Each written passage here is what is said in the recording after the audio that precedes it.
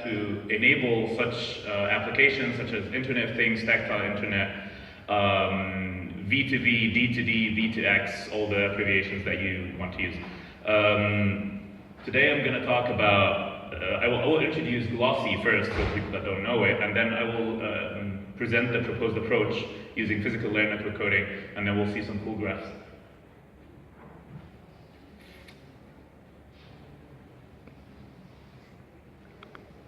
Always been lucky.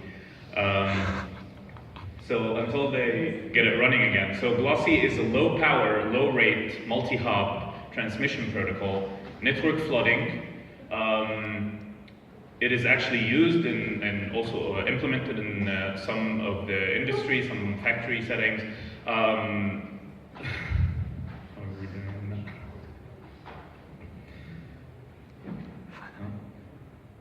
Yeah, good. No.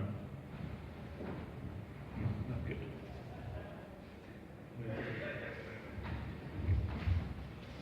Can you put it on full screen?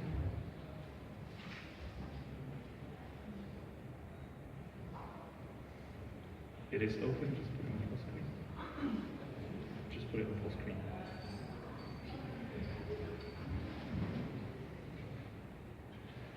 Yes, thank you. Okay, fine. Now, Glossy is based on the IEEE standard 15.4. Some of you know it as the Zigbee protocol.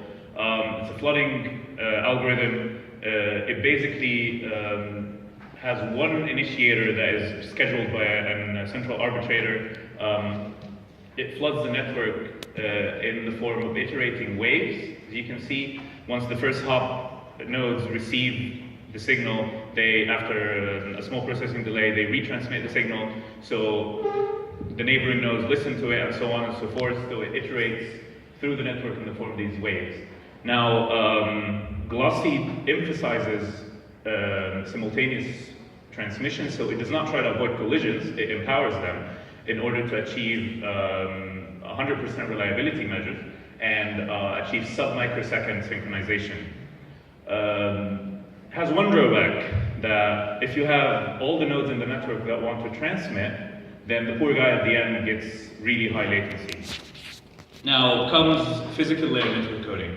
And from this nice graph, we can imagine what happens when we use physical layer network coding, that we have 3 different nodes, sensors, vehicles, devices, whatever you want, and all of them, each node wants to transmit a specific color.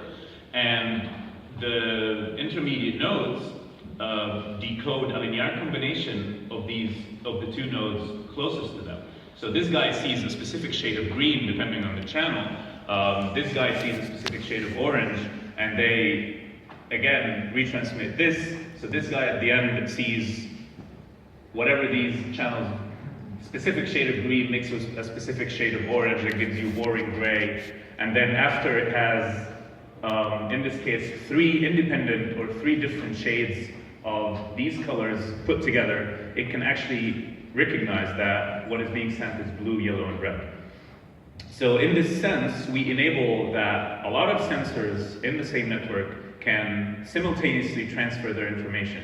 But what do we gain from that? Now, we get nice graphs. This is the reliability of the network versus the size for 3 different scenarios. So if you compare curves of the same color, you can see that in this one and this one, we get similar reliability performances. Now for this one, you ask what changed? What changed is that we increased the number of flows. So instead of having 3 simultaneous users, we have 4. We can actually breach this gap by just increasing one parameter, which is the retransmission rate of these sensors. So instead of retransmitting 3 times, we transmit 4, 5, 6, 7, 8 times. Now to the important pieces of the information, which is reception latency here in milliseconds, again versus the network side length, we see, again, if you compare curves of the same color, we see a huge reduction in latency, almost 70%. So in the case of the blue curve, where we have, again, 4 simultaneous users, you saw that we got slightly less reliability, not that bad, but we got even more reduction in latency compared to only 3 simultaneous flows. Now, I mean, to energy efficiency, and we have here the radio on time, how much time in milliseconds is the radio on. Again, we see almost 70% reduction in this time that the radio is on. Now, what we get from this is that when we introduce physical layer network coding to enable multi-user, we get impressive results in terms of latency reduction, energy efficiency, but we have to think about how much do we have to sacrifice on one hand in order to get really much better results on the other hand. And this is where comes the optimization, the multi-objective optimization problem, that we can develop this operation point that we can get all the good stuff together at the same time. Thank you for your time. Sorry about the hassle at the beginning, and if you have any question, please come to me directly.